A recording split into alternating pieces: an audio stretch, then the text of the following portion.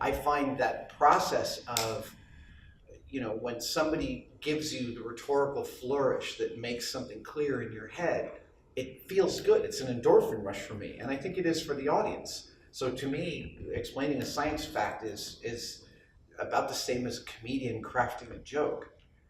It's like I know where I want to end up. I just have to figure out how to get there in a way that the person I'm talking to, the audience that I'm talking to, can hold all the information in their head. And I think that ultimately, science and art, which is, I think, essentially the question you're asking, where do science and art intersect, science and entertainment? I think they're both forms of storytelling. And that means they're both ways in which we parse our world. They're both ways in which human beings exchange information.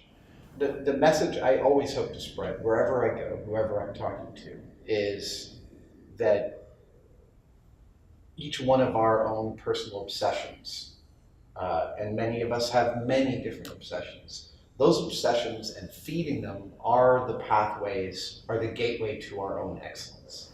And I want to promote to everybody that you can reach out and make something. And I don't think of making as 3D printing or woodwork look, it's rap, it's dance, it's poetry, it's furniture making, it's playing the organ at church. It is like making is any time you reach out with your own hands and your mind and you manipulate the world and change it a little bit. My goal is that everyone gets to experience the pleasure of doing that just as I do. Science does not have a political bias. Scientists are humans, and just like all of us, they are flawed, and we all, and scientists in particular, have to overcome all of their own biases, personal, emotional, political, social, in order to be able to seek the truth of what they are investigating. But they do seek that truth. Science is not something you have to be smart to delve into. It's just something you have to be rigorous about.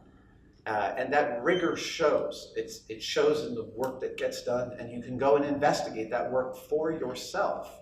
And maybe that's the greatest lesson that you can give somebody, is not to say you should take all of these smart people's word for it, but to say you can read the research and understand it, because that's what it's all of our duties as human beings, to kind of to genuinely take our own counsel as to what we see in front of us.